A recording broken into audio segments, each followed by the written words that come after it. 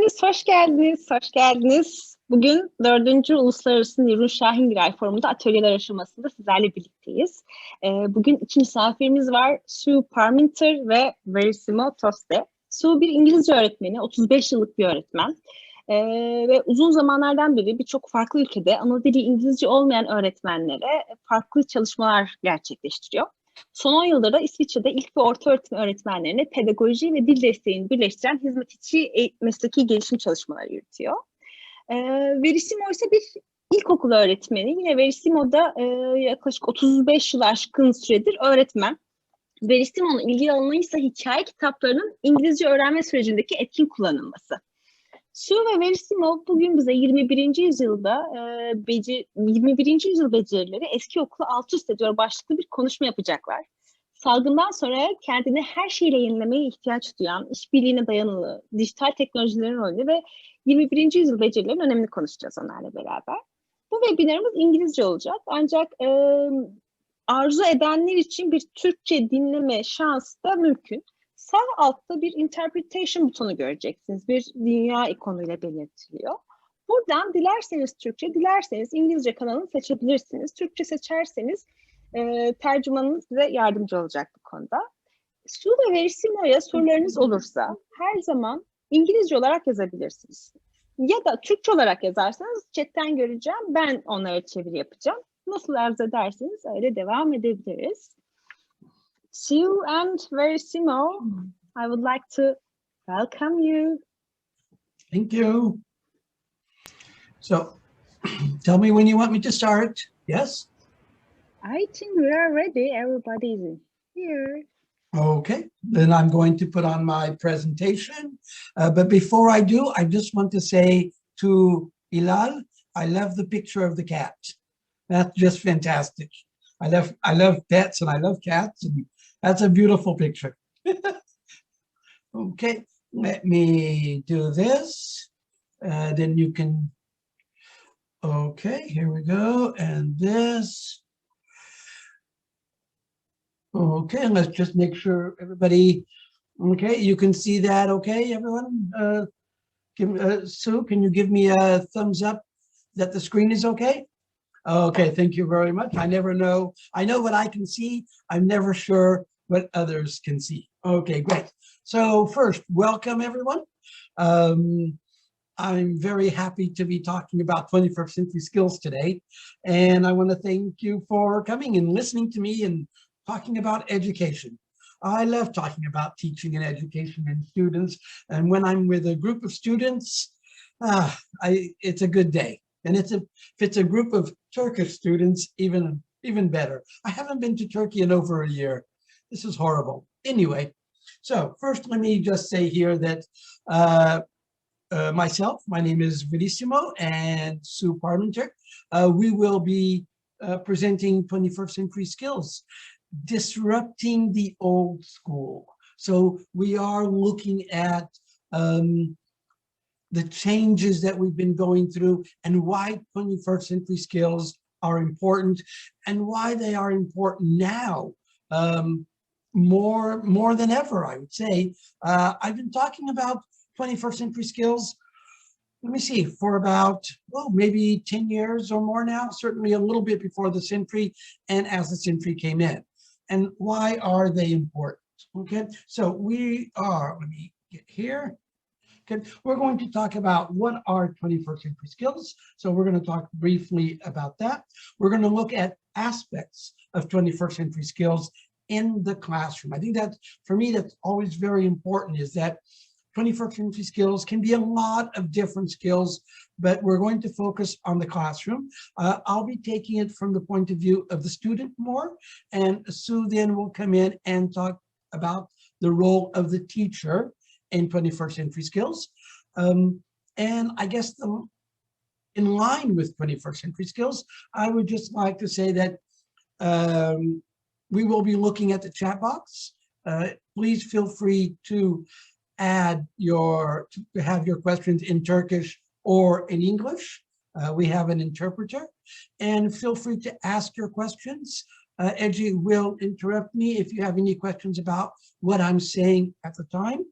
And then we, of course, we'll have some time at the end where you can ask any other questions that you might have or you didn't think of during the presentation. It is important, I'm going to mention now, that I find questioning, and the idea of curiosity and starting the idea of presentation or the classroom with the questioning attitude as part of 21st century skills.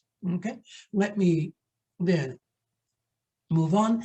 And very briefly, what are 21st century skills? Now, if you Google 21st century skills, you'll get a variety of answers. So here I've limited it to about 3 or 4 that I want to focus on, because at the moment where we are now, they're probably, for me, the most important skills at this time. And they may change as education changes, okay? But 21st century skills first arose some years ago as a response to what the world needed as we headed into the 21st century. Basically, was education providing the answers and meeting the needs of what the world was changing into, okay? And a lot of the answers at that time was that it wasn't, and that the market, especially, so the business market, the global industry, was asking for different skills from students leaving university and from students entering the schools in primary and onwards, okay? So that was the impetus, that was the beginning of 21st century skills as we talk about them today.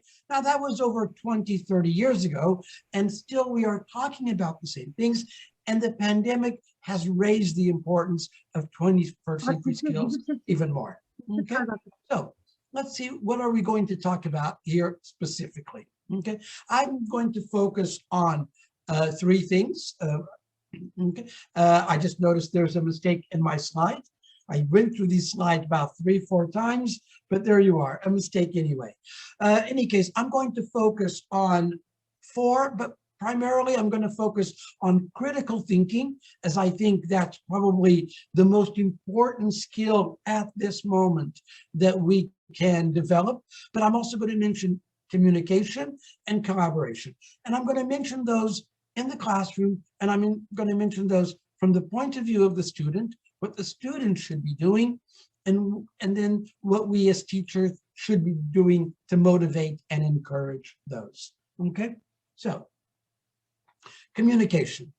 And communication simply is getting the message across, okay? Now, that may seem very easy.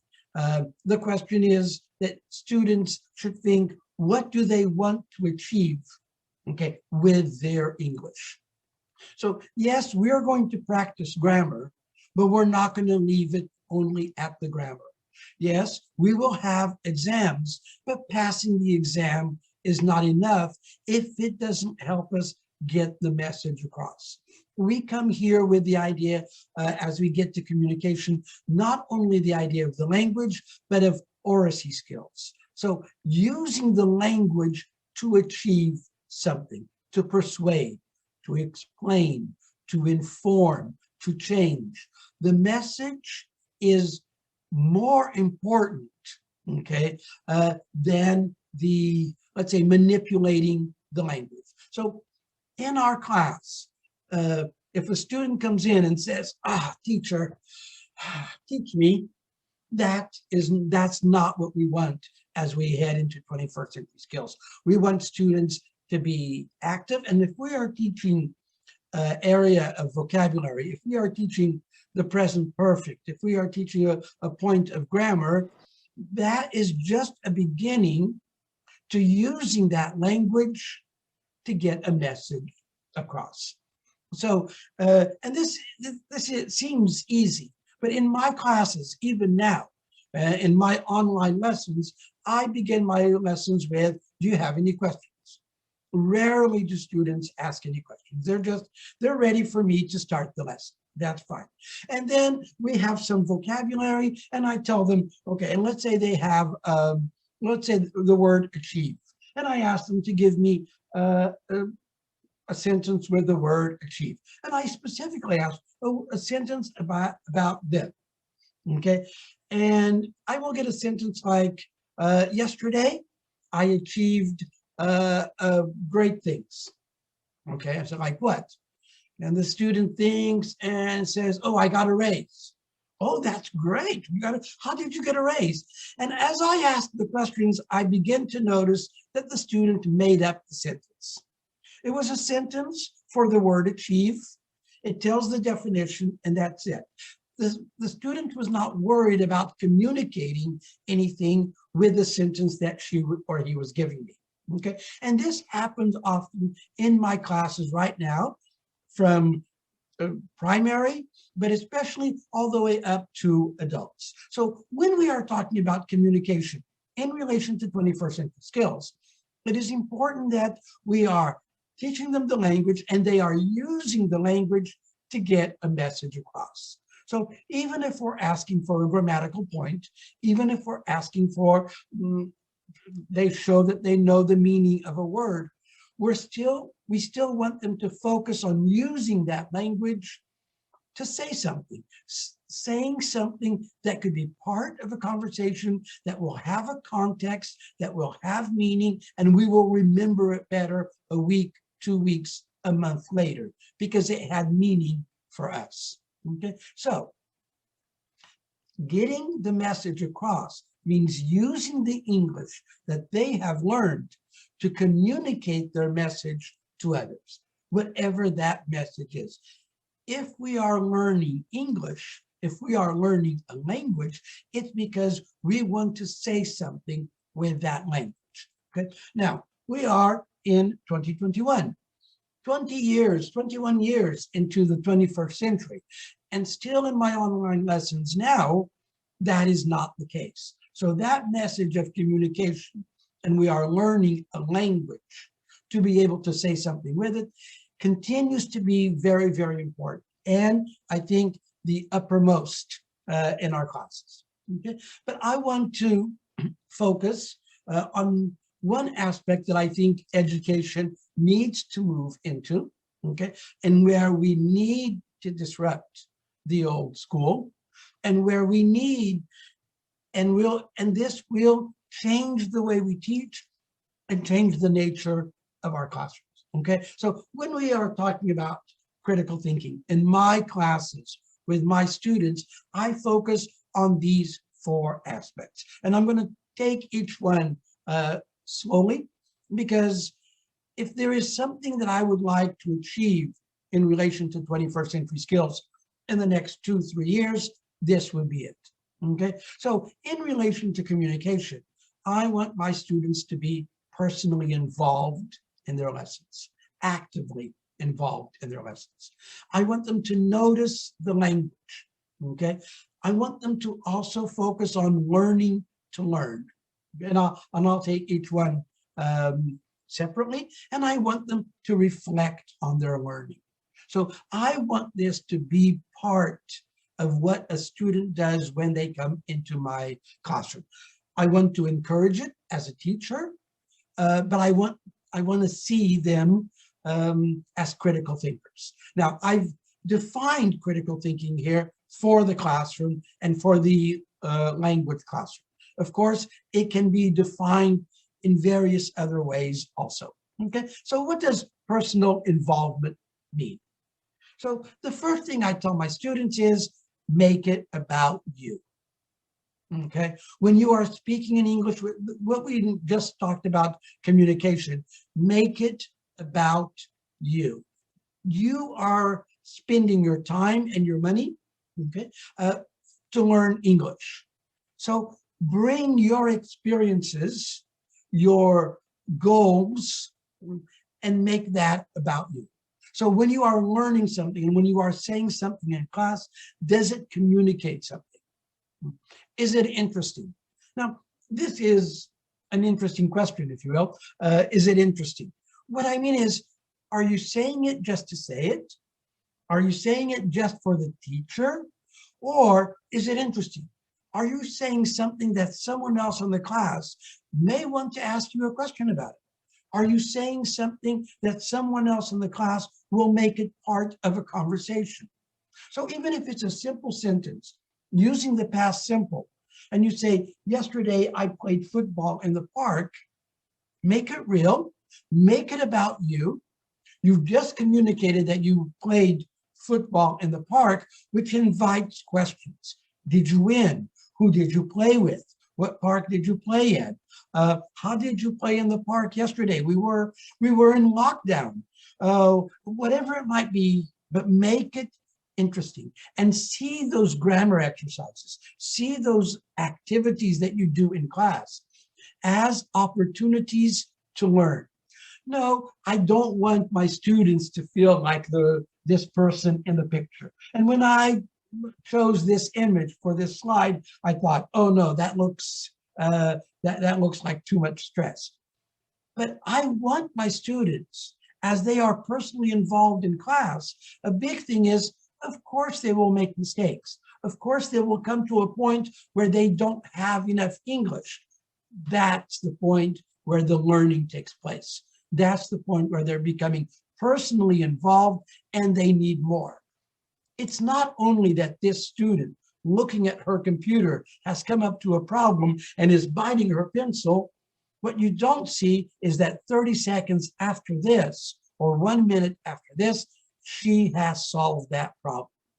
Whether it was her teacher that helped, whether it was another student that helped, but because she was personally involved, okay, she has achieved something in that class. That 30 seconds, a minute after this, there's that growth, there's that learning. So key to critical thinking is personal involvement. Bring yourself into the class and make yourself an integral part of that class. Okay, then I'd like my students to notice the language. Okay, and what I mean by that is that do they use the language that they already know? Do they notice patterns in the language? ED when it's past tense, the auxiliary verbs when we are talking about grammar. Do they notice the patterns? Do they take some rules from those patterns, whether those rules are right or not? But do they know that? Do they ask questions? You know, when they see a verb in the past tense, or when they are, why is it this and not that? And key, do they make mistakes? Now, in my face-to-face classes, I always had in my room a sign that I thought was very important, and that was that if you are not making mistakes, you are not learning. Okay, you need to reach that learning up to the point that you're not sure about the language, you make the mistakes, and that's where you are learning from. So noticing the language, noticing the patterns, building your own rules for that language, testing it out, that's important. Okay, and then of course, key to the 21st century is learning to learn. Okay, we are not only teaching our students English, we are also teaching them or showing them how to learn English. We are making them aware of their strengths, and we want them to notice their weaknesses. In my class, some students will tell me that grammar, they like grammar. You know, it's solid. They know the rules. It's a right or wrong answer. They like that. But some of the students, their strength is talking. They don't like grammar. They don't know what the grammar point is. You ask them, what did they do yesterday? They will tell you, but they don't know if it's past simple, past narrative tenses. No, they know how to tell you. So each student, each learner has different strengths, different weaknesses. It's important that they know that so that they can feel good about their strengths and aware and work on their weaknesses. Okay. Do they know why they are learning? Why do they need English? What do they want to do with it? Especially for older learners. Okay, and do they have realistic goals? Or do they think they're going to learn English and become fluent in about 3 months or 6 months? Are they aware of what work it takes? If our students are aware of how they learn and how they are as learners, then they will be able to adapt, okay, and learn better. Okay, now, as we go into the critical thinking, I want them to reflect on their learning. If they are good learners, I want them to reflect on their learning. I've already mentioned this previously, that they should see activities as opportunities to learn. This is especially important in younger learners who learn by habit, who learn by imitation. But it's also important that if they notice when they are learning a song, that the vocabulary that they were learning in another lesson is in that song, they can focus on that. Their mind, their brain focuses on that, and they can learn better, okay? They look at their participation critically. They look at their participation not only as an activity the teacher has given them, but an activity that they participate in, and then they adapt, they focus, they notice how that activity helps them learn. All these help them to become critical thinkers, actively involved in the lesson. And for me, that is what critical thinking is. It's the ability to become actively involved in your learning in different aspects, going from grammar to vocabulary, from skills, knowing what you need, what you're strong at and may not need so much of, where you might spend more time. Critically and actively involved in your learning. Notice I put there in your learning and not in learning in general. It's our learning, our way of learning, okay? Now, the other thing that I think is very important, and everyone has talked about this for years, is collaboration. Education is very much based a lot on competition, and it's very based much on individual grades. I once had an 8-year-old student tell me that I was giving tests in primary, and the pedagogy says don't give tests. And they were very easy tests, and the students liked them. They were 8, 9 years old. Whenever I gave a test, they felt that English was more important. Now it was a serious subject. But one student, I never forgot, one student told me, but everybody passes the tests. That's no fun. And I thought that was from an 8-year-old student. So very early on, we teach our students that education is competition. It was not good for that student to be able to pass if everyone passed too. He wanted to pass the test and have others fail too. That's what would give him some pleasure. That's not the key. Here, we want students to collaborate, to work well with each other. And so one of the things here is listening in class, okay? It's very easy in my classes to tell a student, so do you agree with what M&A said? And a student will look at me and say, oh, I'm sorry, I wasn't listening to M&A. It wasn't anything to do with me. No, when you're actively listening, you're collaborating.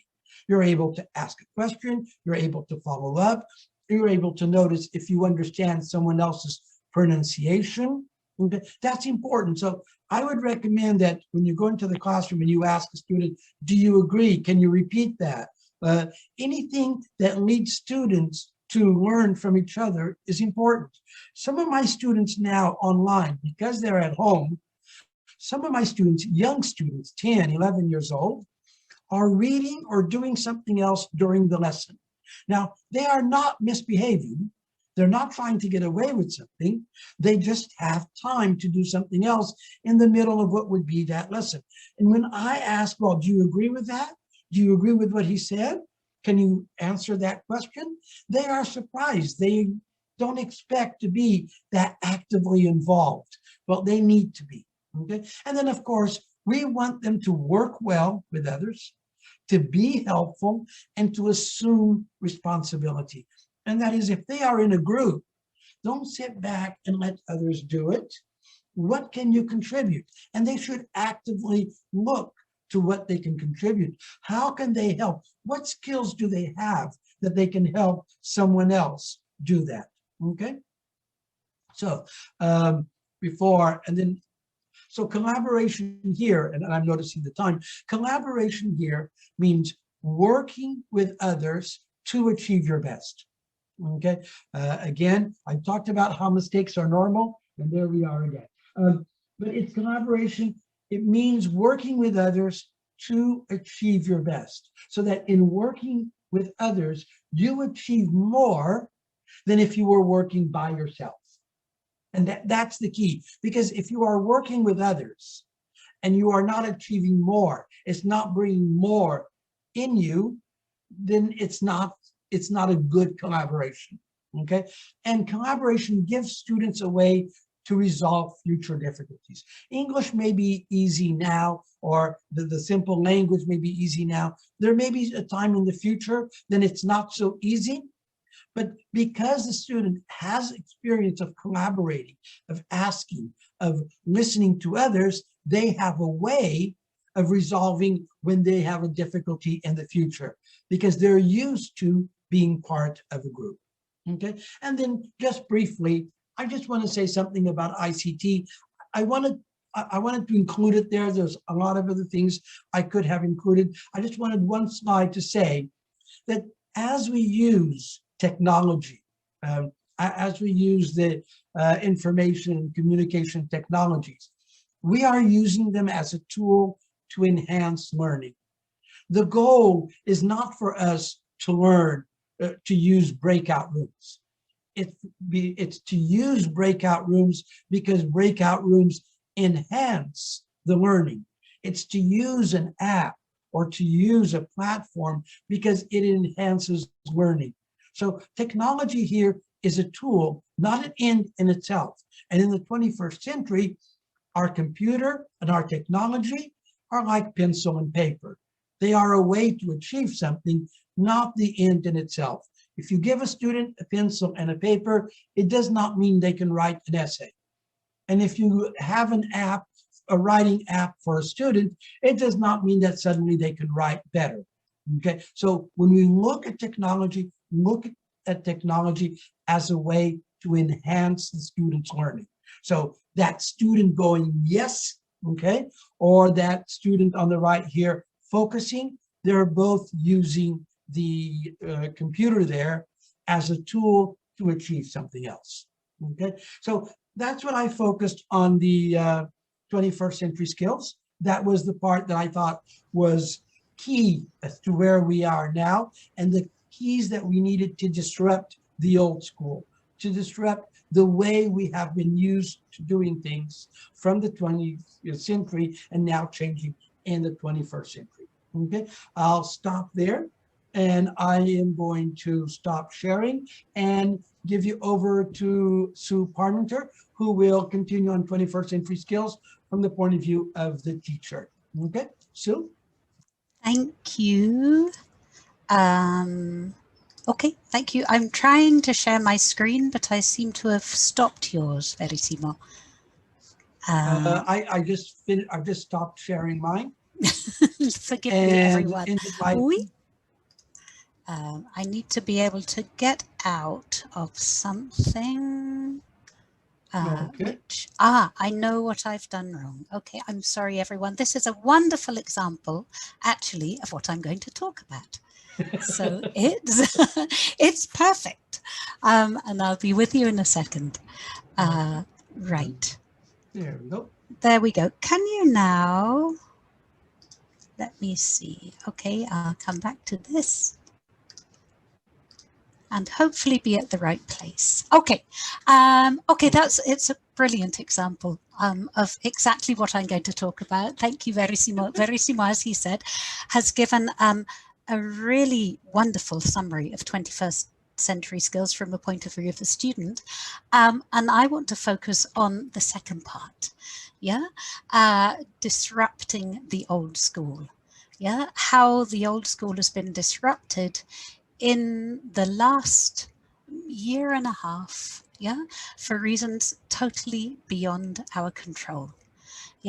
And it's the last year and a half that has forced most of us, to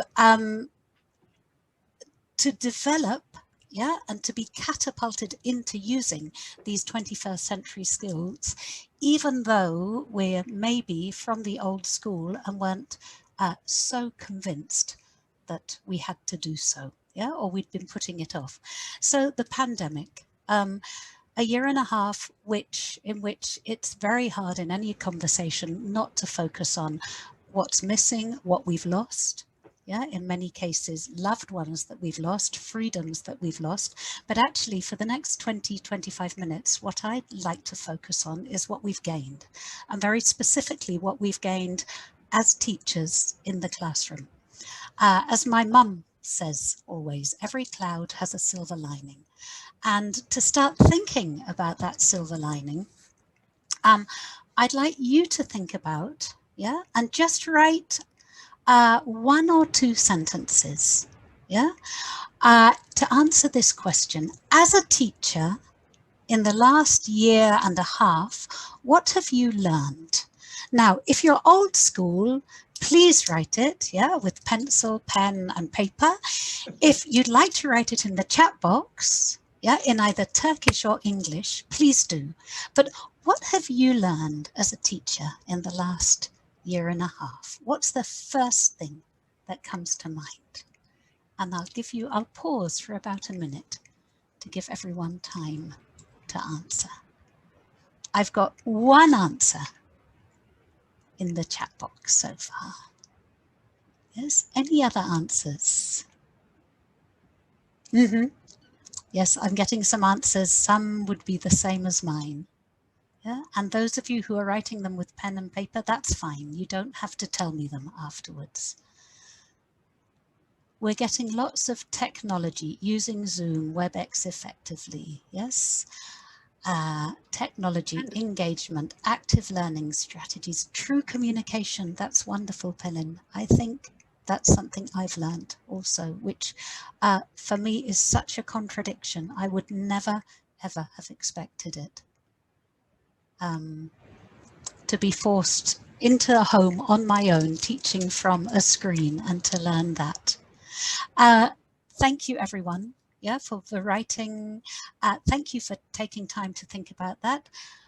I'm going to come back to it at the end, but first, just quickly show you some answers from other teachers. A lot of new words connected to viruses. Okay, that's not particularly as a teacher. We've all learned that. I think this matches what a lot of you said. Yes, technology. 100,000 times more about technology than I did last year. Another one, that my students and I are very creative. Web design, someone answered that in the, you need me to make the screen bigger. Is the screen small, everyone? No? I don't think I can make it bigger. I'm afraid someone's asking. I don't know, Jan, I can see you're there if you can help. Okay, here is it. To improve communication skills, yeah, with both students and parents. How important communication is. It's possible to love what you do, even in a virtual classroom. I can be a lot more flexible than I thought. I'm old, yeah, I didn't think I was very flexible. It's a discovery. Any problem can be solved. And this one, I love. It's from the point of view of the students more. My students don't care what I look like or where I teach from. They just want to interact with each other, show me things, and learn. Yeah? So taking what you've been writing in the chat box as your answers, and I hope what you've been writing on slips of paper beside you, yeah? For me, yeah, what we've learned in the last year and a half as teachers and what we've learned to put into practice are basically the 21st century skills that, yeah, Verissimo has been talking about. No? There, communication, collaboration, critical thinking, creativity, digital literacy, yeah, ICT, and we owe all these answers, yeah, and all this learning to one thing, and basically it's one thing, which is the enemy, yeah, it's COVID-19. But for me, And I think for a lot of other teachers, COVID-19 has given us the key to unlock the door into the 21st century, into 21st century teaching, into those 21st century skills, which Verissimo's been talking about. Yeah, for a lot of us as teachers, and not all of you, because I'm sure a lot of you are much, much younger than I am. Yeah, our students were already in the 21st century. Yeah, we weren't. And therefore, the classroom was a place of conflict between the 20th century and the 21st century. Yeah. And for me, what this pandemic has forced us to do is to open that door from the 20th into the 21st century. Yeah. And yeah, in doing so, we've been catapulted through into the 21st century. And thinking about this, I asked myself, okay, so we talk a lot about the 21st century skills, but how about the 20th century skills? Yeah, what were they? No, have we ever talked about 20th century skills? Not that I remember. Maybe right at the beginning of the 20th century, people did. Yeah. My answers, are another 2 C's. Okay. Compliance. Compliance and conformity.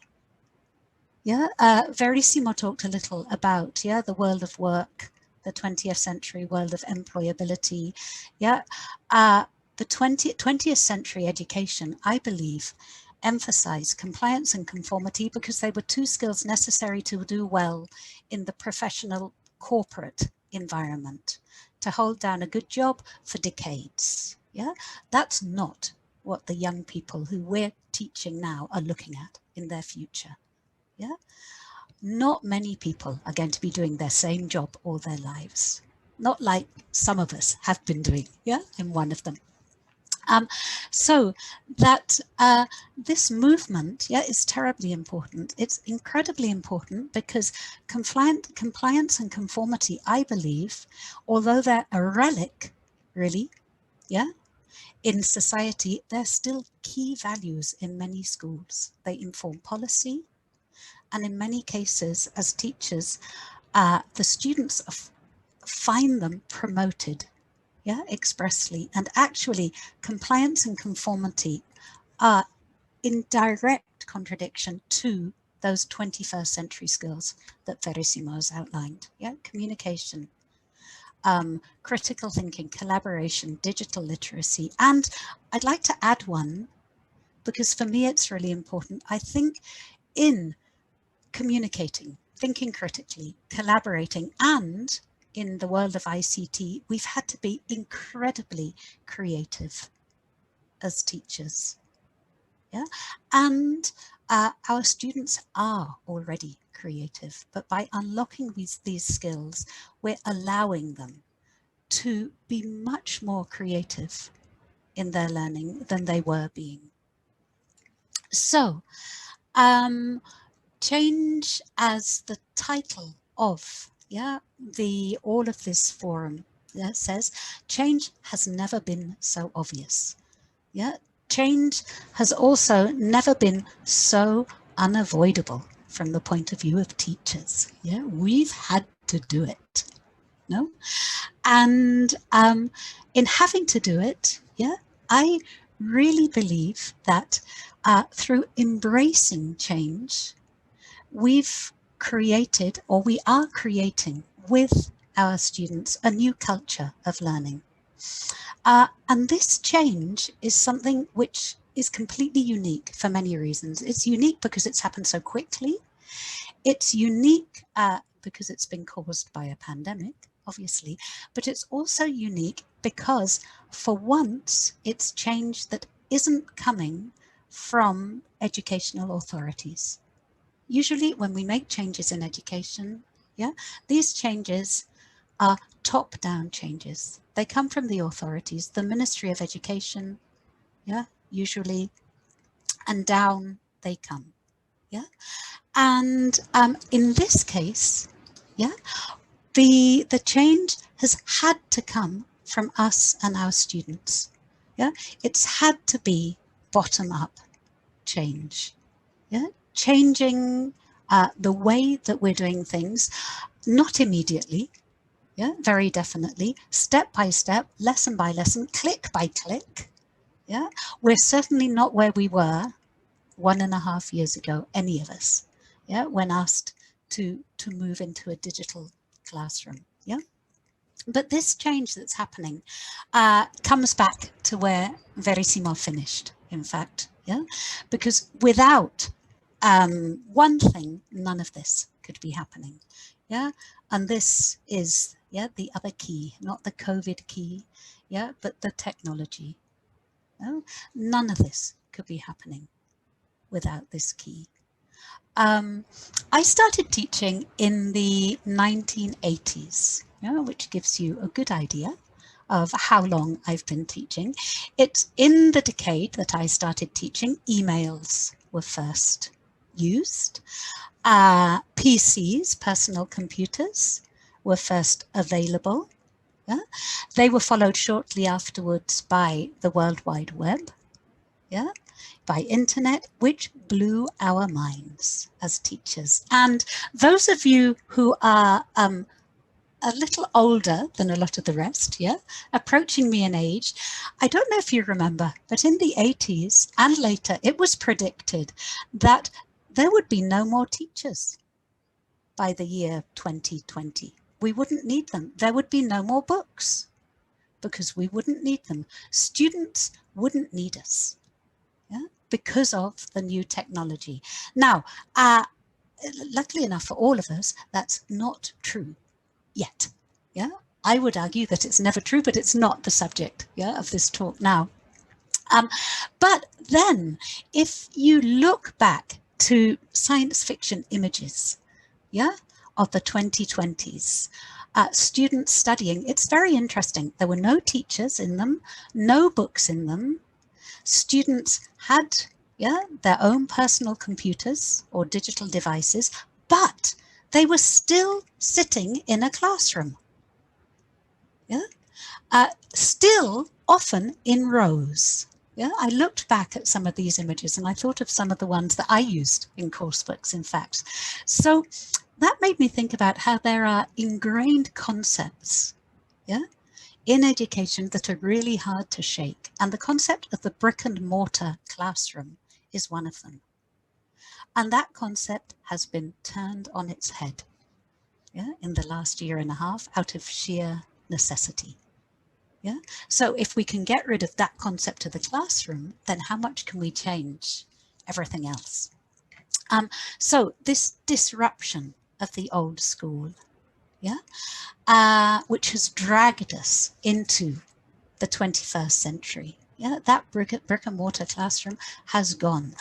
Of course, yeah, it has a place, yeah, in what's coming back, but we need to be brave and we need to really think about what place, yeah, it has and what's our place in it as 21st century educators. Yeah, so as 21st century educators, yeah, teachers have become educators, guides, facilitators, and very often learners. I could list, and I would need 2 hands, I think, to list all the things that I've learned from my students about technology, and not only about technology, but about how to do things in class. Yeah, I've learned from them in the last 1.5 years, but particularly at the beginning, they were my technical support. Yeah, with Zoom, with Google Classroom, with everything else we were doing. So 21st century teachers are educators, guides, facilitators, and learners. Yeah, 21st century students. Verissimo's given you, yeah, a lot more detail than I can go into about how 21st century students need to work. They take charge of their own learning. They're actively engaged in the learning process, and they show again and again their adaptability, their creativity. yeah, and that their desire to learn. The 21st century classroom, yeah, is no longer all the time our brick and mortar classroom. It can be a bedroom, a sitting room, a kitchen. How many of you in the last year and a half have had students in your classes in the car, yeah? In a park, in their garden, sitting on the balcony, yeah? Going to answer the door to the postman? Yeah? The 20th century classroom has completely changed. Yeah? It's also sometimes hybrid. Yeah? It's online, it's connected, it's Zoom, it's Google. Yeah? And in that change, yeah, it's not only the students, yeah, who are now in the classroom. It's their parents, it's their family members, it's their pets, it's their friends, it's their cousins.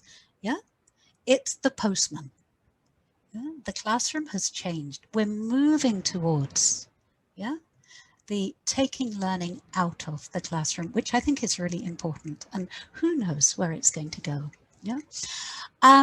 Within that, we've had teachers, students, yeah, the classroom, lessons. Our lessons have become more learner-centered, less linear, more collaborative, more task and project-based, sometimes out of sheer necessity, yeah, because our internet connection fails and the students are left to their own devices until we can connect again.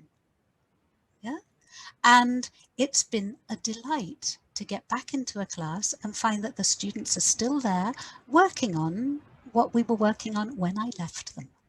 Yeah, they can do it. They don't need us all the time. It's been proof. Yeah. And materials, teaching materials. Okay, we still have books. Yeah, sometimes they're PDFs, sometimes they're paper, but we also have web resources, all the wealth, yeah, of digital material that's there. And in the same way, homework. Okay, homework has moved from being filling in the worksheet or the workbook and giving it into the teacher.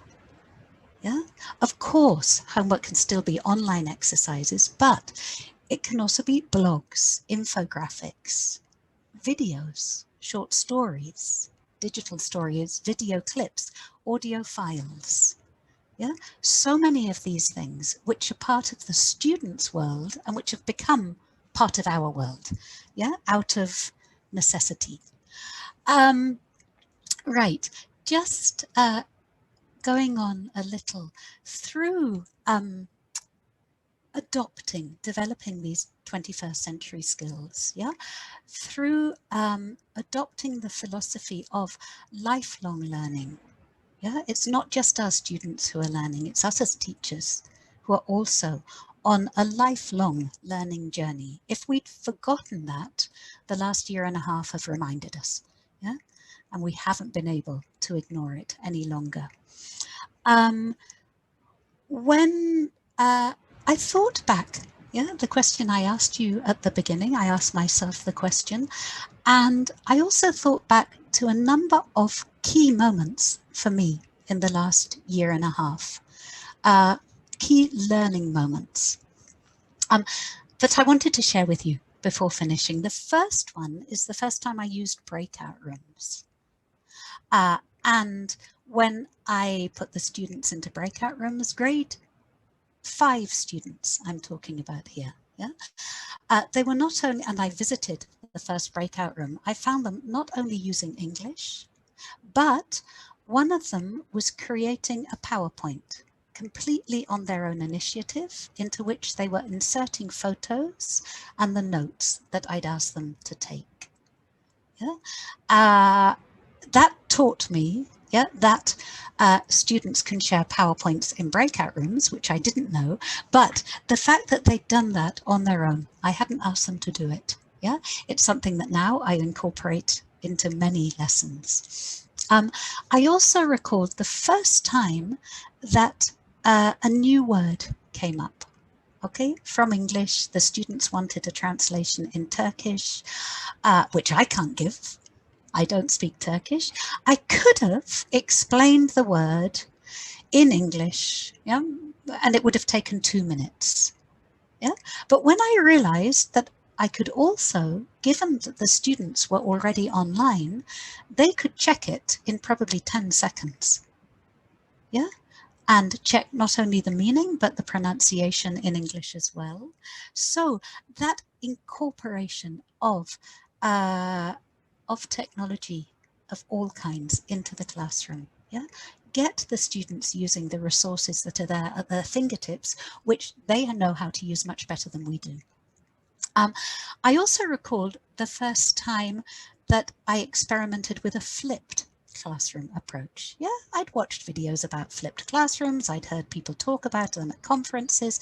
It had never really been my teaching situation until I had a terrible internet blackout during a lesson, which meant that I couldn't give the input that I'd wanted to give in the lesson.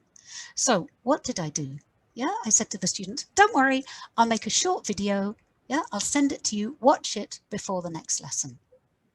Yeah, it's talking about life experiences. Okay, that's what we're going to do. It was present perfect. Yeah? So I then realized, having done that, that was what a flipped classroom is. It's just getting the students to have a look at something before you then use it in class. And it has so many advantages. Some of the students didn't even need to watch the video. Others probably needed to watch it 5 times. Yeah, you can't do that in class. So again, the flipped classroom came to me from an internet blackout. These are some of my learning moments, which have only been possible because of the 20th century mindset that the pandemic has forced me to adopt. And I believe that all of these, all of your learning moments, all your students' learning moments, together we're contributing to a new culture of learning. And it's one that when we go back to the brick and mortar classroom, we shouldn't go backwards and forget. We need to embrace this new culture, the new things, the good things from it. We're going to have to keep on learning and adapting. New tools and new technology keep on emerging. Up till now, we've been terrified by them. I've been terrified by them. Maybe not all of you, and certainly not our students. This has forced us to deal with them. We've learned the skills for dealing with them, which are the 21st century skills of communication, critical thinking, collaboration, creativity, digital literacy, and there's no going back now on our lifelong journey. And when things are too overwhelming, because, okay, I've painted the bright side here, but online teaching is not all easy. I found that taking a couple of minutes to ask myself, just to remind myself what I've learned, what I've achieved, what my students have achieved in the last month, those answers keep me going. So that's returning to the questions I asked you at the beginning. You just wrote one thing, most of you. If you keep on writing, what have you learned? What have your students learned? Reflecting on that, I think that's positive enough to keep us going through the change that's coming and to make the most of disruption. So with that, I'll finish. I think Verissimo, I hope, is still with us. And we'd like to open the floor to you if you have any questions for us. Either if you want to unmute yourselves and ask them, if anyone wants to write them in the chat box, or if we have any questions already, Ece, that you want to bring up. And we have the translator there who'll help us. So if you need to ask them in Turkish, please do, and we'll try and answer them. Ece, shall I hand over to you? Okay, thank you, Sue. Thank you, Verissimo. I also would like to thank you all, and finally to Arzu, who translated this webinar today for us. As I see, there is no question up to now, but if you have questions, you may either just open your microphone and ask Sue and Verissimo, or you can write on chat. If you prefer, you may write down it on Turkish, then I will translate it to Sue and Verissimo. Okay. To sum up, I would like to thank you. Oh, Kübra says, Sue, your voice is so relaxing. You made me look from a different perspective. Thank you. Thank you. What a lovely comment, Kübra. May I add a point? Sure. Thank you. First of all, I would like to thank both Sue and Verissimo. It was great, actually. One point that I'd like to make and one question that I'd like to ask to both of you is, do you think that because we are on the verge of a big change, do you think that teacher training and professional development has gained more importance? Verissimo, do you want to start, okay. or are you going to say ladies first, as usual? No, that's fine. No, that's fine. I don't. Thank you. Yes, I think teacher training, professional development has become that much more important. But I would add an extra word, and that is continuous professional development. I think that the part of the 21st century skills in continuing on to continuous professional development is the idea of going into a school or an organization, dropping the training and then disappearing without seeing the impact of that training and without following up. I think those days are slowly dying. Teachers need more. They need not only the training, but the support. I think that's a key word. And that may be a key word that we need to add to the professional development is professional development and support. Because in our classes, things will work differently from whatever session a trainer or a developer will have. So we'll need to follow up, we'll need to adjust, because if our students are more active, if our teachers become more active, they will have to respond. What will come from that interaction, we cannot always predict, and we need to be there to support the teachers longer than the training and the professional development has done so far. So sessions can bring up a topic. Sessions can introduce things that we try in the classroom. Okay, there is the training as opposed to the development that can start something at the beginning of a school year, for example. But I think in the 21st century, we'll need to follow up. Okay, there is an expression in ELT that parachute training. We fly over a school, an organization, we fly over, we drop the parachute, and we continue on to the next school. We probably will need to turn that plane around and not fly over so much. We need to follow those parachutes down and see where they land and what happens and what effect they had. Okay. Thank you so much, Verissimo. Thank you. Yes, I'd agree, absolutely. And I think it's in the same way as those same skills, apply at every level. So just as we talk about our classes needing to be more learner-centered, the kind of professional development we're doing, I think we need to change the way. We will have to change the way that we're doing it. Yeah, I'll use an example. I have a friend who's a little younger than I am. She's been she works with new teachers. Yeah, she works in Hungary, in Budapest, and she's been working as a teacher mentor for many years. And she said it's in the last couple of years that she's realized that relationship has changed. So she has the experience. Yeah, she can help with problems with difficult students, problems with all sorts of things. Yeah, but the help that she's had from her younger trainees has been largely to do with digital literacy. Yeah, so they've been teaching each other. And a lot of you are talking about, yes, lifelong teacher, learner. That's what we are. So I do think that the whole area of teacher development is changing and will go on changing, and will become much more a community of practice working together than, as Verissimo said, the parachute the parachute trainers coming in. Okay, very much appreciated. Thank you so much. Thank you.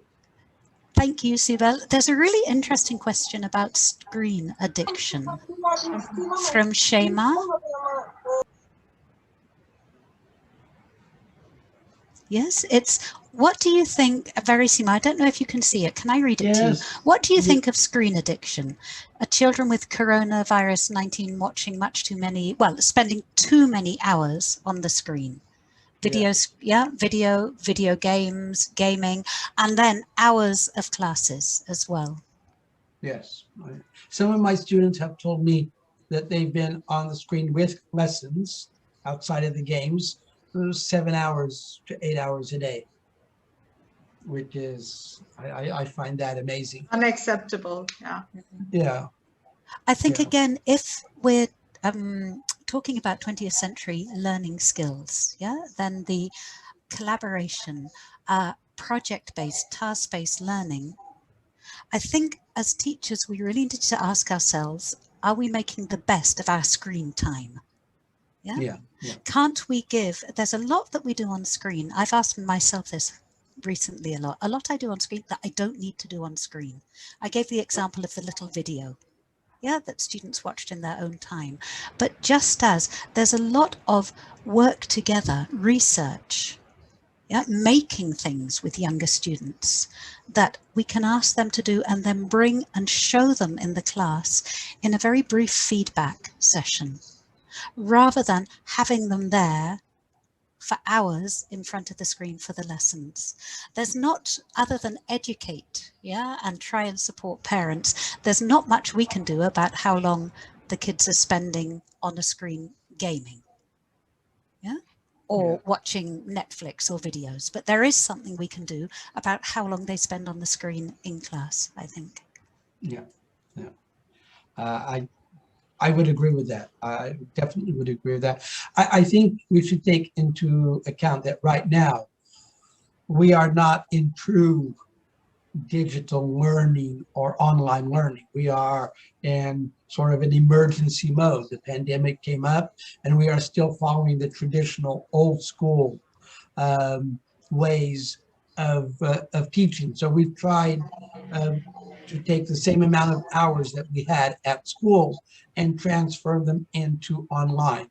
I think as we progress and there is more hybrid examples and we put the two together, we'll find that maybe our students don't need to be in front of the screen with us for all the learning that they do. As Sue mentioned, watching the video or reading a text or doing some research or anything that's part of the class that they do before and then bring into the class. We'll probably have those models as we continue into the 21st century. It's still very new, and the pandemic has thrown us as teachers, as schools, as educational ministries. The pandemic has thrown us into a situation that we didn't expect. And so there'll be a lot of learning in the next few months and years. I'm especially curious of the new school year in September, where we will have had 1 year of this online experience and see what we do with that. Okay. Thank you. Thank you very much. I would like to go on chat, if it's okay for you. Semra says that the most impressive sentence of this webinar for me is that if you don't make mistakes, you don't learn. Okay. I like that. Me too. I can ask a question. She says that how could we develop 21st century behaviors by just having a 20th century mindset? Or is it possible? Oh, yes, it is possible. Okay. Thanks, God. Yeah, it is possible. Sue, do you want to start on that? Do you want me to take that? As you like. You start. You're there. Okay. Yeah, I think more and more as Sue mentioned, teachers coming into the profession now. I think more and more the old idea of school, the rows, the rows of desks and all that are going to change. The idea of students being more in group work and collaborating, that's going to come up more and more in the lessons. These take time. Students come into our schools with expectations for education and teaching that they get from their parents, and parents transfer those expectations to children. And it is the teacher's role then to start changing that mentality of the student into what they expect. I mean, I always tell my students who come in, they know what the next lesson is going to be on because I tell them the topic, and I tell them they need to come in with 2 questions. And we put all the questions on this was in the old days in the face-to-face, and we would put all the posted questions on the board. And then as we moved through the class, we might take 2 or 3 out. That got them into the habit of having questions before they came in. Okay, that kind of it. So we slowly, as teachers, can encourage our students, okay, to be more active.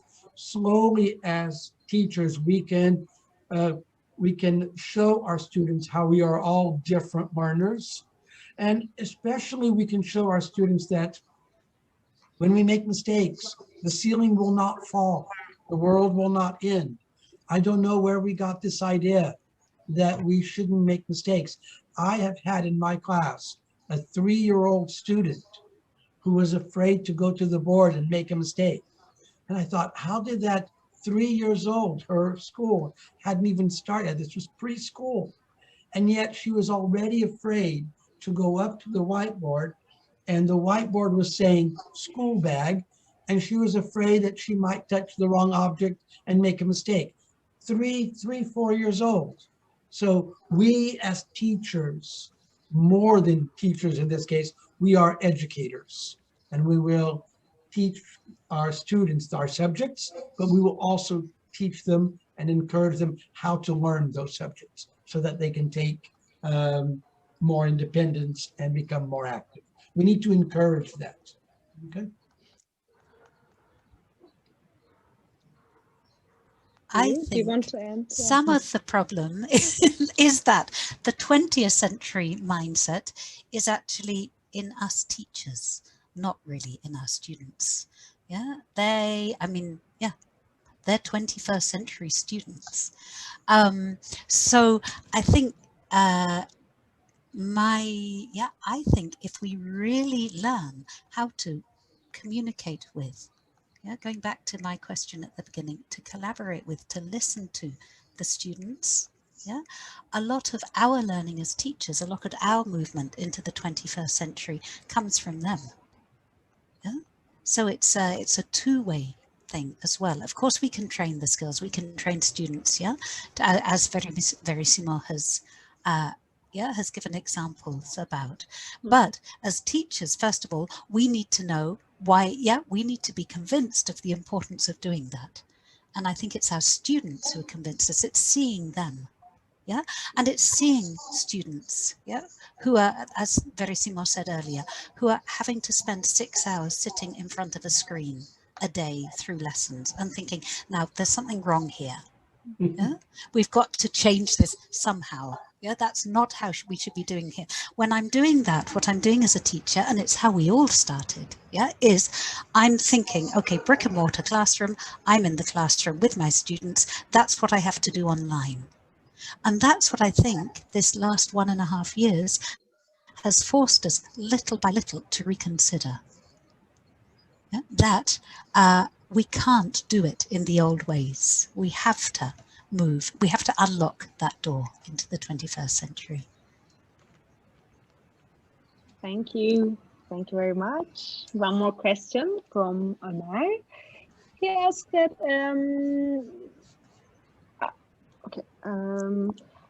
with respect to you, are the educational institutions nowadays are successful about gaining 21st century skills to kids, to children?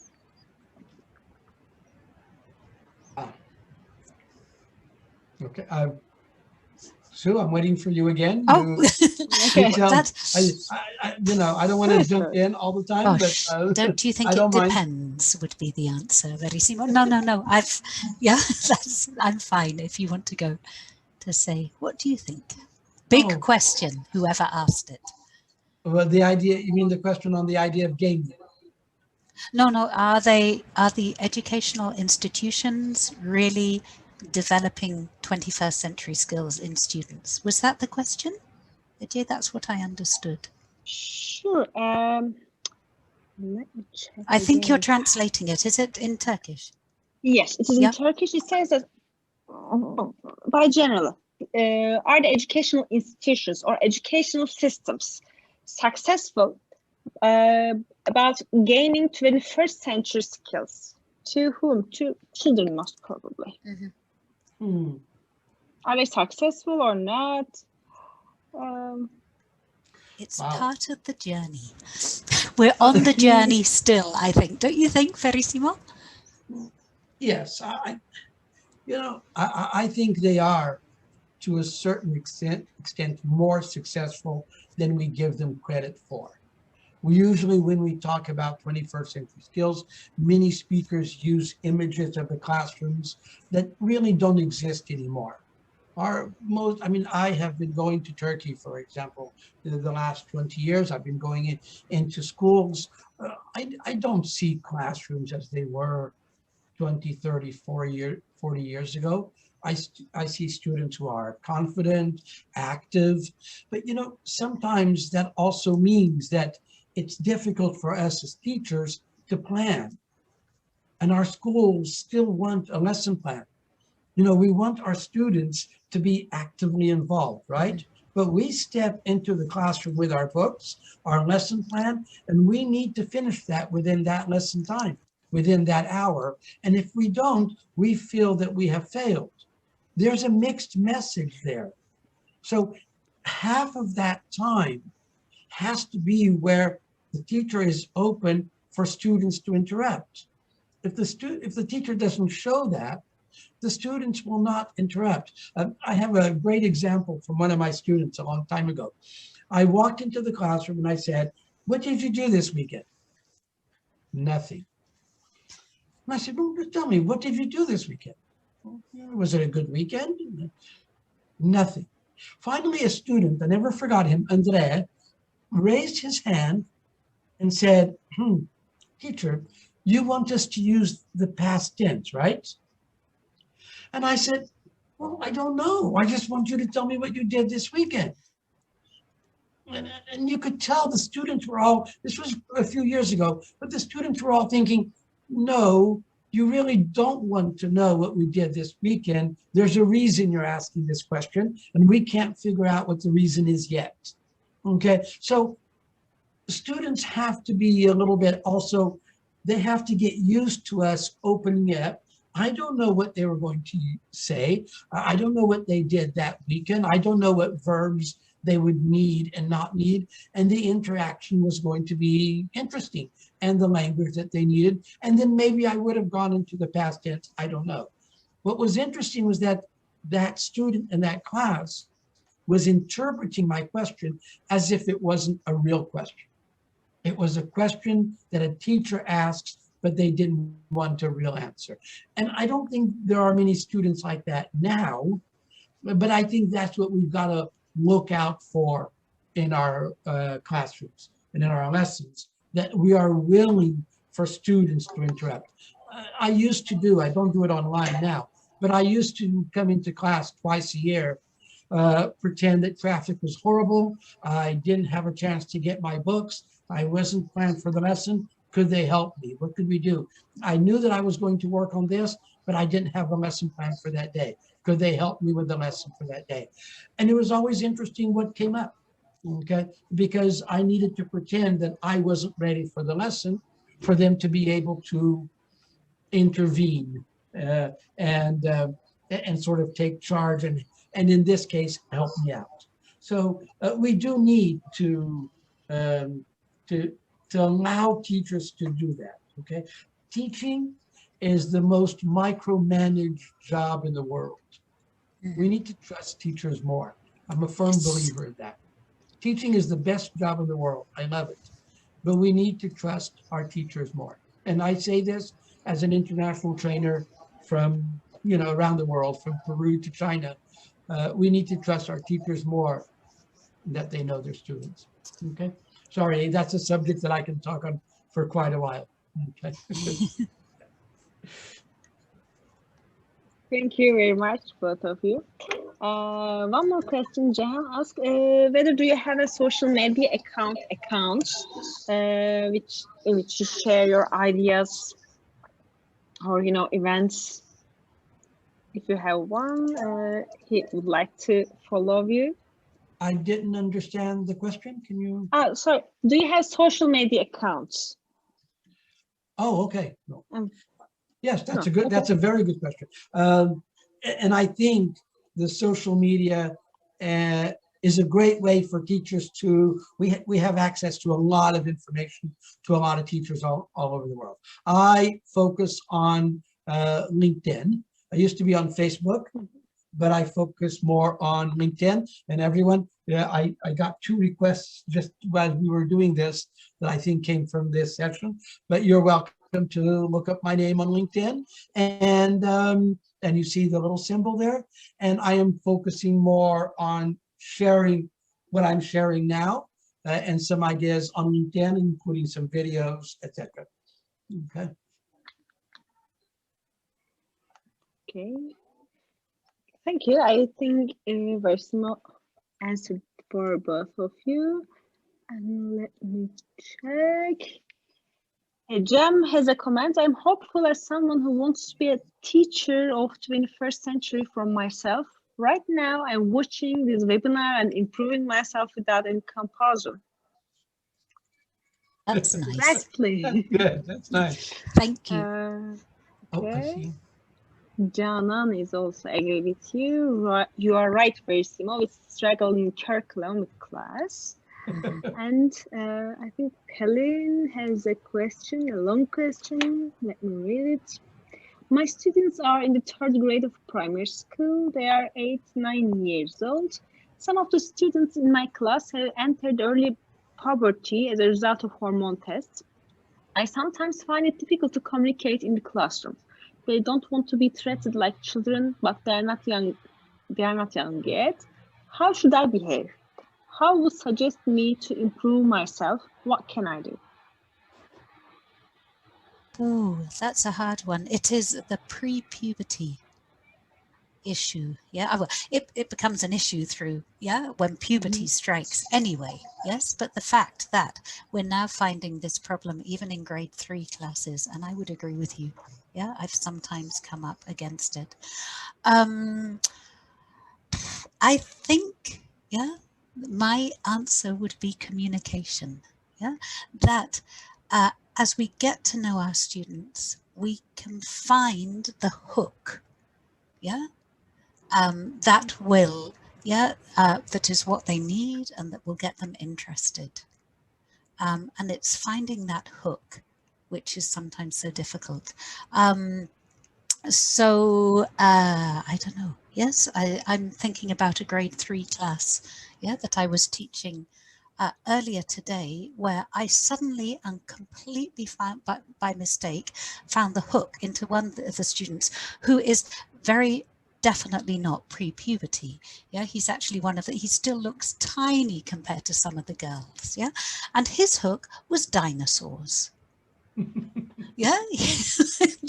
Asked to choose an animal, he chose a T-Rex, and suddenly his eyes lit up and he was interested. I mean, that's an example. It was obviously, we couldn't have a lot of personal communication over dinosaurs, but it's terribly difficult. Those children who are still, they're still children, but we have to be careful with doing things that they'll see as babyish. And again, I think, Belin, my answer would be to experiment with what we were talking about. Instead of you always going in with the lesson, the topic, exactly what you're going to do, try asking them. Okay, our topic for next week is animals, stories, yeah, whatever it is. Okay, we're stuck with the curriculum, which is, yeah, what we were talking about. But, okay, think about, yeah, a story you'd like to tell. Now, which story do you like? Try and find out from them, yeah, not only what it is, yeah, what are their hooks, what will get them interested, but also you'll find out more about them if you let them in some way, yeah, contribute more to the lessons, not just in practicing the past simple, as Verissimo's example was. Yeah, so kind of replicate his example of, you know, oh, I've forgotten all my things, what can I do?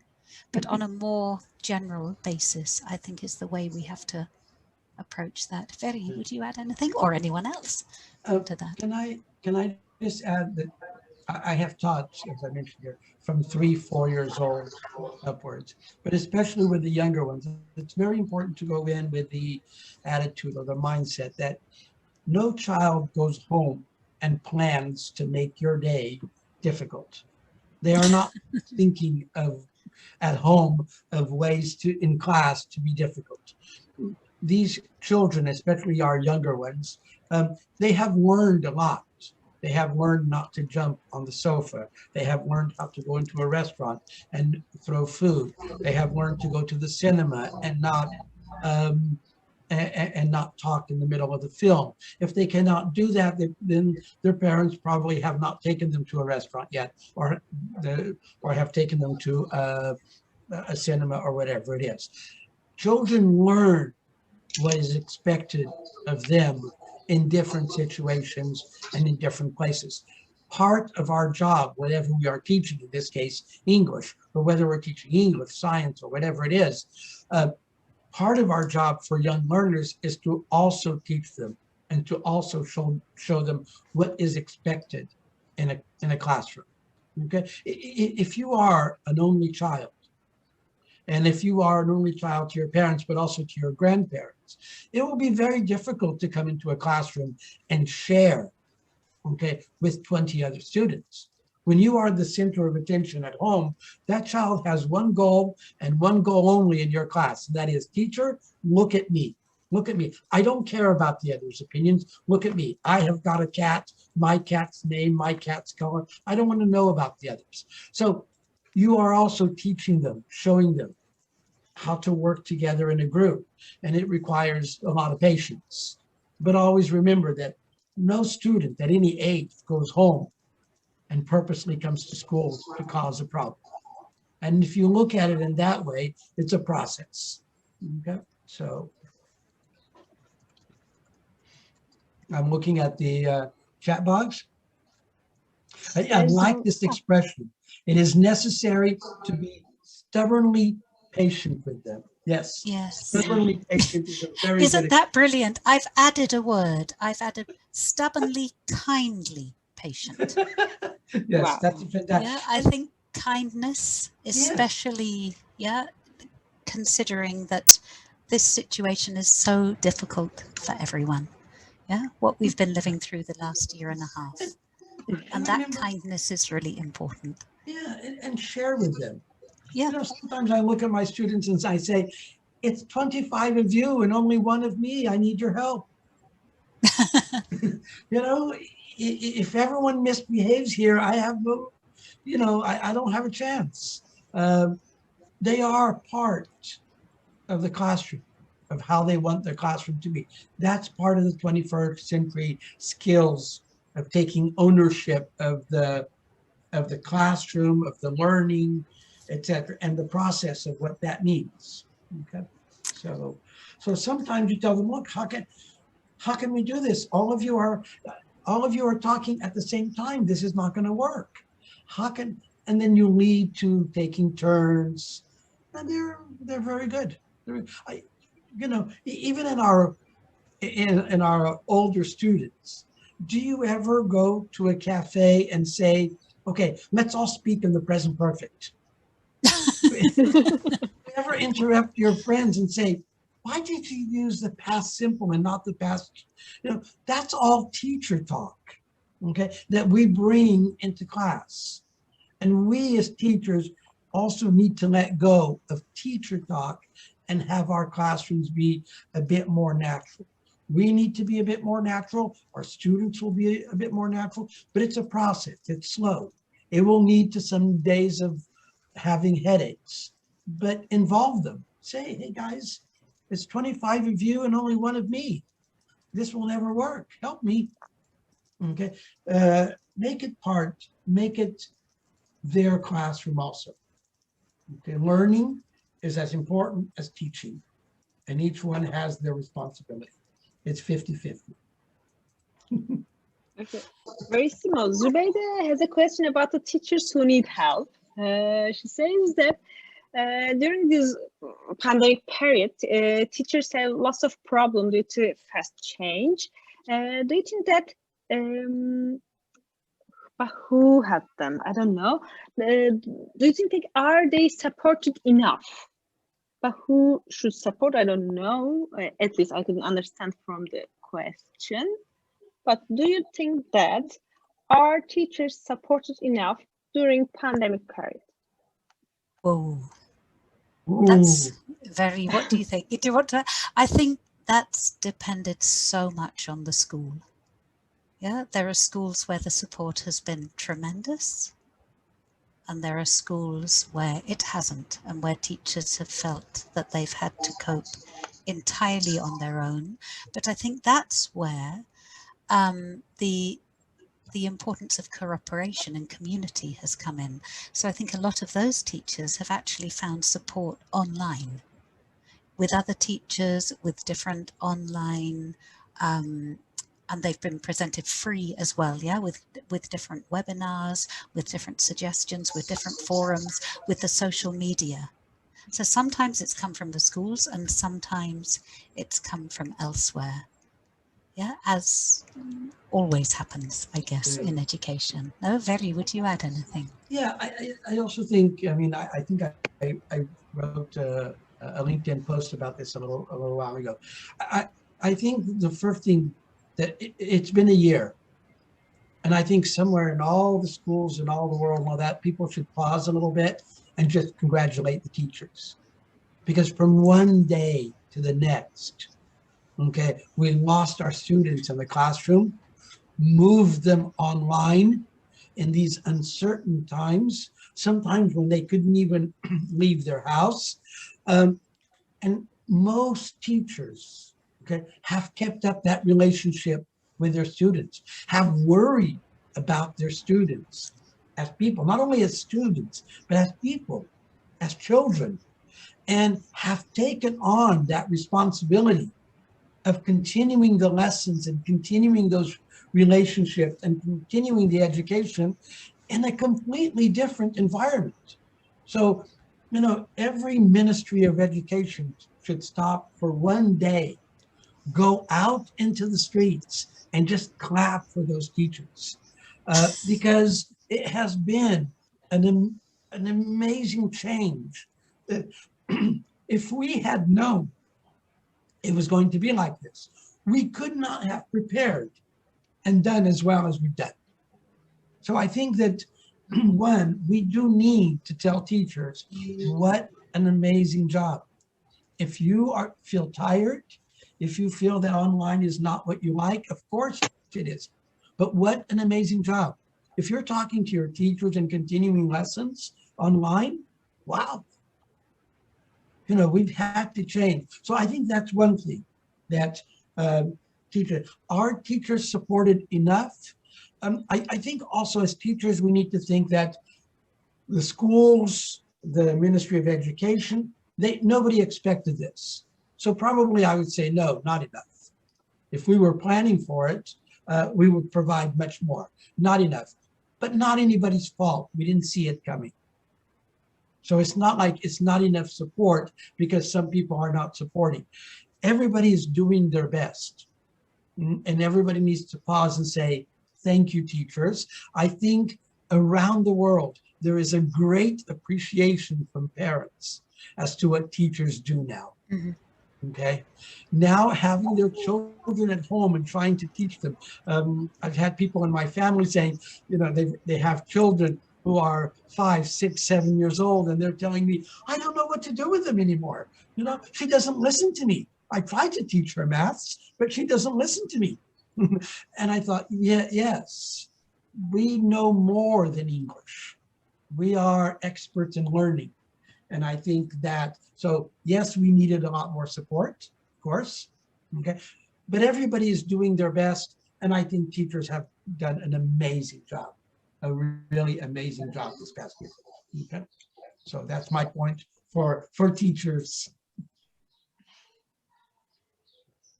Thank you very much. Okay, there's 115 people here still, and do you have energy to continue? Yeah, let's go. Yeah. Okay, Pelin asked a book where they can improve themselves. I mean, she says, can you recommend us books where we can improve ourselves? I think, Lulu. yes, well, it would depend. Yeah, I replied to Pelin as well. It depends. There are lots of books. Yeah, there are also lots of websites which have fantastic resources on them. It really depends on what age group you're teaching. Yeah, what you're teaching as well. Mm-hmm. Yeah, the subject, if it's English or another subject. But yes, there are lots. So that probably needs to be a bit more personalized. Yeah, there are also some fantastic free webinars and even courses, yeah, online, which you can access. So there's a lot there. Yeah, maybe that's something we need to think about, is how to make, yeah, that kind of thing available to people, and how to make directed suggestions, you know, rather than just giving you general ideas. Yeah, and I would also recommend, if you're in the bookshop or if you're looking online, you know, give yourself 5 minutes, look at something specific in that book and that site, apply it to you, and ask yourself the question, is this useful for me? I don't think there's any book or any system that says, oh, in general, if you follow this, everything will work well and this is the answer. No, I think what you're looking for would always be an answer for you, for your situation. Mm-hmm. So always look at a book. If you're in a bookshop, open it up, look at some of the ideas and think about your teaching, your style, your classes, and say, okay, is this useful for me? Because the book could be very useful, but not necessarily for you and your situation. Yeah, that's it. Mm-hmm. Thank you. There is a few questions. Let me translate all of them one by one. First of all, with respect to you, what's the most important 21st century skills? So the most important one, I don't know whether you distinguish them or not. The second question, what should be the main focus on the educational faculties? And the third question, with respect to you, what is the or how is the future of the educational faculties? What was the last word, AJ? Sorry, of the educational. Yeah, how do you see the future of the educational faculties? Wow. Wow, that's most probably the question is that if we have less teachers, or if the children need teachers less in the future, what will happen to educational faculties then? I don't think that I don't think we need teachers less. Like I said to you, yeah? Back in the 1980s, it was predicted that by now we wouldn't need teachers at all.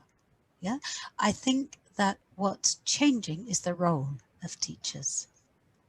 Yeah, and the role that teachers play. As educators, as facilitators, rather than as that 20th century role of teacher of knowledge. Mm-hmm. Yeah, right now, our role as teachers is much more to develop skills and competences in students. Yes, knowledge is, they have knowledge, all knowledge at their fingertips.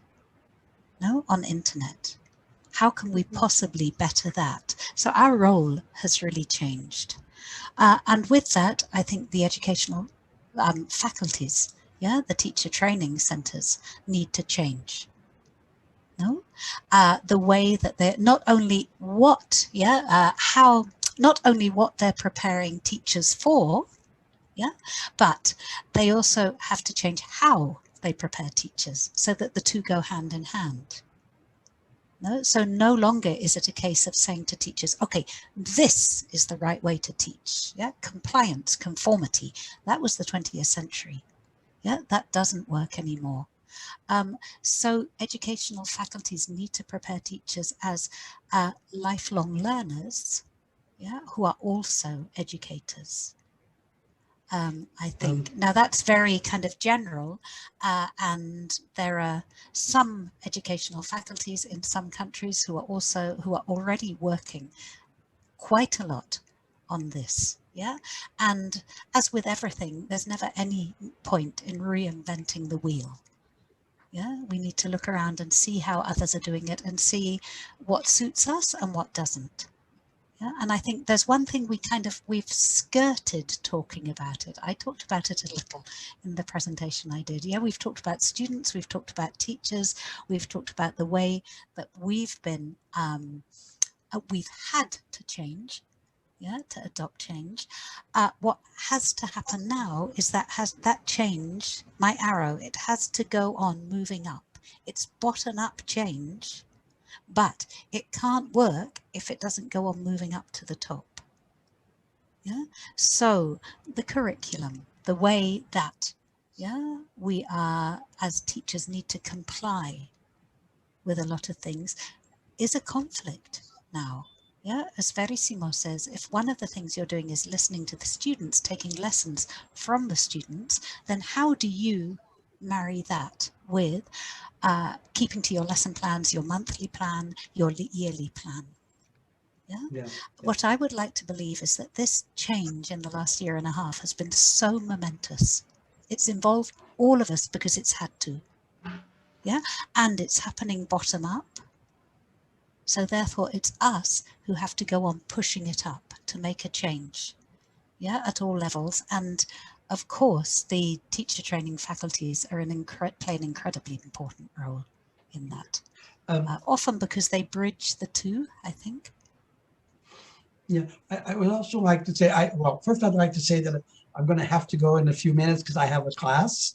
But before that, I'd like to say that it's interesting. We've been talking a lot about education and teaching, but I think the key as a teacher trainer, in the future, we will be talking more about learning. And I think that's where, as teachers, we are experts. Learning in general, not learning of this or that, but just the idea of learning. And as teachers, we are experts in how children or how our students learn. So one of the things as a teacher trainer that I always ask the teachers when they give me a lesson plan is, what difference will this lesson plan make to your students? Which students will it affect? How will it impact them? And it leads this teacher not to plan a lesson based on the teaching that they take into the classroom, but to look on their activities and say, okay, I'm doing this for Yusuf because he needs this and this. Emine, Doruk, and need this, this, and this. My lesson plan reflects my class. I could not do the same lesson plan for another class, even if they were the same level with the same material. It would be different because the students are different. So I think as we head into the 21st century and we talk about 21st century skills, I think two things are important. We will need to trust and respect teachers more. Okay, and I say this internationally. And we will need to focus more and more on learning. What is happening in the learning? Not did my lesson go well because I finished it. Not did my lesson go well because it was a great activity and they enjoyed it. The key is, I'm glad they enjoyed it, but did they learn? Did they get something? Did it stretch them? Did it challenge them? Did it meet their needs? Or did we just have a great time, but we didn't move forward? It was a great game, but we didn't really challenge them. So we need to challenge. That's why it's very difficult to lead students to make mistakes. They get nervous. But both teachers and students need to feel comfortable with mistakes in the classroom. With things going wrong, things like, what are we going to do about this? Where we take our pencil and we want to bite it because it didn't go well. We need to feel comfortable with that because that's where learning takes place. Okay, but for that, because we have a big group of teachers here, for that, we need to trust our teachers. And we need to trust them and say, hey, that activity didn't work well, or that activity took longer than I thought. I need to bring it back. But too many times now we observe lessons as if we need to see how good a teacher is in that one class, in that one lesson, and things should go well. If things go, I always tell teachers, if things go really well, then, nothing surprised you, then that's not a lot of student participation. You want something from students to surprise you. So taking this further in the 21st century, we'll focus on learning. And in focusing on learning, we will respect teachers more for the job they do. And I think parents around the world respect teachers so much more for the relationships they have built with their children and how well they can keep their children motivated, not only to be entertained, but to learn. It's very, very important. Okay. I'm sorry, I have about 3-4 more minutes if anyone has any questions. Okay, thank you very much. I apologize. My learners are in another room calling. Okay, we apologize. Okay. Thank you, Sue. Thank you, Verissimo and Sibel, and thank you all for being with us. If you have a few more seconds, I am polling just 2 questions. Paul. I do. Verissimo, it was lovely working with you again. Thank you. Great as usual. Yeah. Very good. Very good. Thank you. Edia, I don't think I can do the poll. Yeah, I know. It's in Turkish. Yes, I know. Sorry, can't do it. For the next time. This is for our participants. We want to know your opinions about this webinar. There's just 2 questions. If you can answer it, we will be more than happy. Okay. Thank you very much again and again. Thank you everyone for participating at the end of a working day. Yeah, when you've probably spent hours in front of a screen already. Yes, we should have had a little break, a brain break in the middle. Yeah, or an exercise break where everyone could get up and move around a bit, which is something we need to allow our students to do. Yeah, every 20 minutes or so it works better, but we didn't do it. So I'm sorry about that. Yeah, thank you. Thank you very much also for all your contributions, your questions, your not only questions sometimes, your comments, there's a wonderful one which I've copied about Alexander the Great. Yeah, I noticed that I've copied down and need to write. So thank you very much, Ejim, for that. Yeah, for everyone's comments, for their wisdom as well in a lot of the comments. It was a real pleasure. To be here. So thank you. Likewise. For inviting Thank you, everyone. Bye-bye. Okay. Thank you, you. everyone. Bye, everyone. Bye. Thank you, everyone.